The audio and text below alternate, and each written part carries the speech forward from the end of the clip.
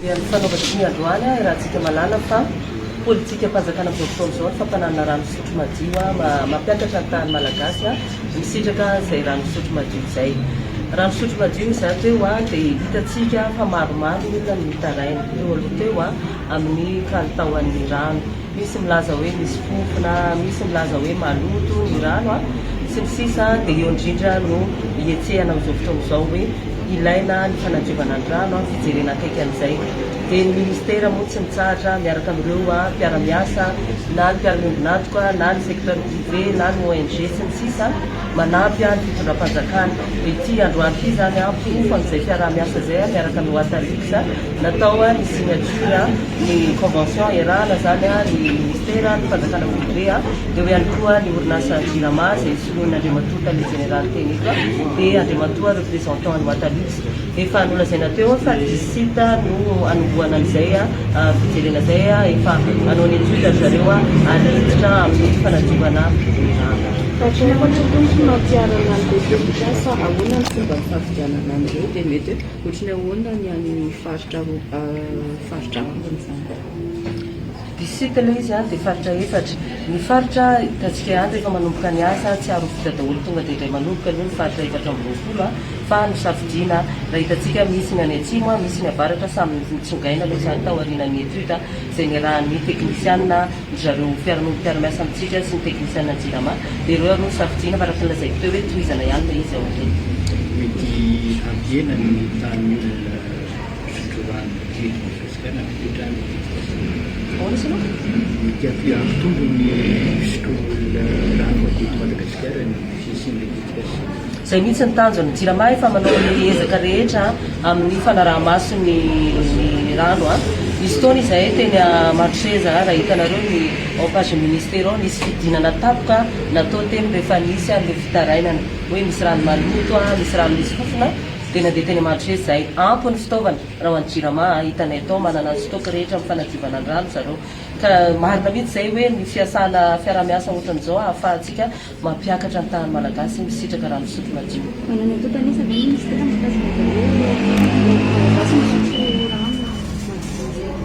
ny rano na reny forage aparitaka manerana anosy reny na ny rano JIRAMA dia izahanay ary izay mihitsy ny targetanay hoe tsy manome rano maloto fa rano madio ka rano madio.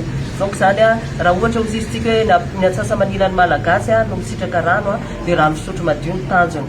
Mety misy ny hoe fahateran'ny fantsona raha ny JIRAMA io monsieur le DG aloha mety afaka manampy an'izay mety misy hoe fahateran'ny fantsona dia mety misy hoe arafesina na ohatran'izany fa zareo efa mananana fitaovana amin'izay fanadiovana izay. Antananarivo tena tafiditra ao anatin'ilay hoe taraina dia hoe rano tsy tsara taotao hoe manao ampy izy trany Antananarivo izay mitozona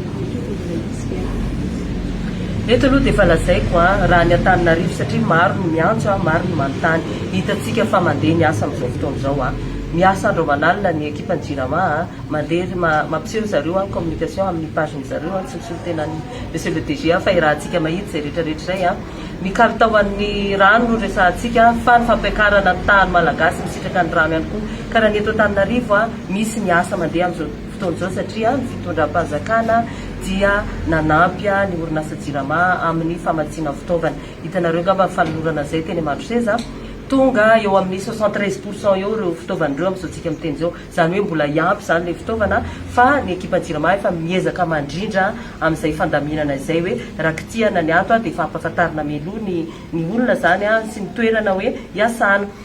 Ary raha antsika mahita efa miasa andro manalina izy ireo manao an'izay asa izay.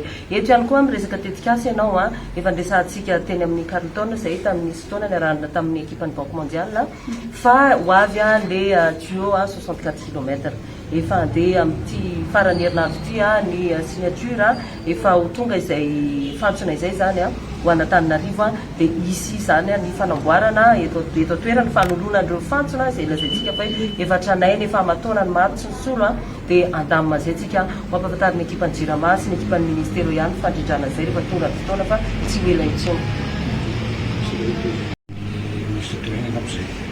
Fa tina mafisina hoe andrana nyity zavaty ho ana centre folo aorian'izay dia eritreretina hoe andeha mihoatra lavitra an'izay zany ny dediasa mazava ho azy zaka fanadiovana rano moa zany izy araka nivolazana amin'ny andriamatoa le représentant-ny Guadeloupe teo a misy resaka électroclorateur zany hoe satria ny chlore no ampiasaina amin'ny fanadiovana rano dia mampidina zany a kokoa ny métaux coût de production ny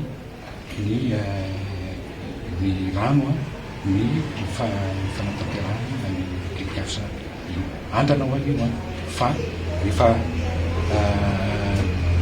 hita fa mety a dia mitozatsika. Rodina ny fahitananao DG vita tanteraka ambony andro.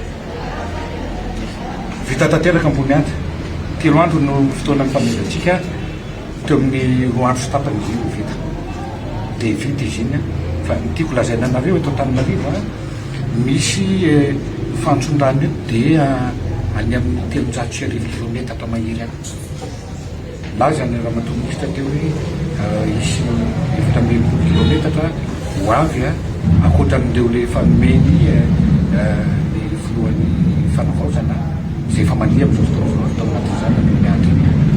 Tiako lazaina efa aman-taonany maro ny tsy misy ny fikojakojana an'ireo ny fanoloana an'ireo amin'izao zany dia miezaka isika ny anolo leo fatron-drano aloha izay hita fa hoe tena simba.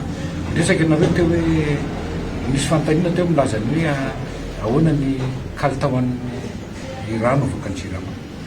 Ny kalitaon'ny rano avoakan'ny zarain'ny JIRAMA tompoko rehefa miainga avy any amin'ny toeram-pamokarana dia tena madio manaraka fenitra rehetra tokony maharano asotrona azy. Fa no ilay fantsondrano izay efa antitra milefy 300 kilometatra dia misy reny mety tsy fahatombana ary zay no ezahany JIRAMA amin'izao fotoana izao mba anova aloha anolo an'le milay fantsondrano izay hita fa tena potika dia hitanareo ny an-dalana eo fa hiatsara ny kalitaon'ny rano tahaka nefa hitanareo ny an-dalana koa hoe niabetsaka ny rano zaraina nanomboka betsaka ireo faritra teto Antananarivo sy tany amin'ny faritra koa efa misy an'izay efa manomboka misitraka ny rano. Dia zay mba angatahako aminareo mpanao gazety dia zavatra mba tsara koa mba avoay. Alors, dans une dernière fois, parce que le stage, c'est tout à l'heure, c'est faccio normale, anche perché non arrivo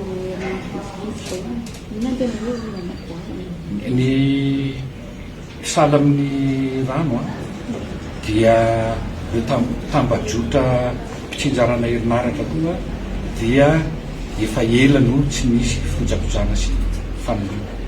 Efa naveriko milenileny hoe ny tambajotra mpitsinjarana eto Antananarivo dia misy mitondra hatrany amin'ny 20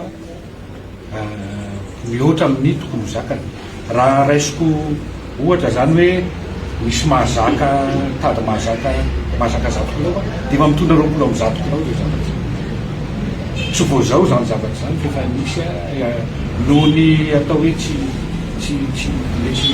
fisina fikojakojana sy fanotana an'ireo le tambajotra fa matiako mangataka aminareo mpanao gazety koa tamin'ny fotoana ohatran'izao tamin'ny fotoana sany amin'ny ahoana ny fahatapahan-jiro dia ohatrany ahoana izy amin'izao fotoana izao. Avelako anareo mba mijery amin'izy manana archive anareo dia mba jereo dia mba maniry zany izay eo mijerena fa manome courage any koa zany hoe ay mba tsapany olona ihany hoe misy ezaka natao nao andano nao amin'izy. Telux, c'est une société suisse qui fait en fait des électrochlorateurs. Donc l'idée c'est de produire du chlore pour assainir l'eau grâce à l'énergie solaire et avec du sel. Donc c'est de faciliter et d'appuyer, là en l'occurrence dans le cadre du projet d'Ivoel, la JIRAMA dans ce qu'ils font déjà actuellement, qui est de fournir de l'eau propre à la population. Et donc l'idée c'est de les appuyer pour pouvoir permettre de faire ça de manière pérenne et en limitant, en facilitant l'accès à l'énergie.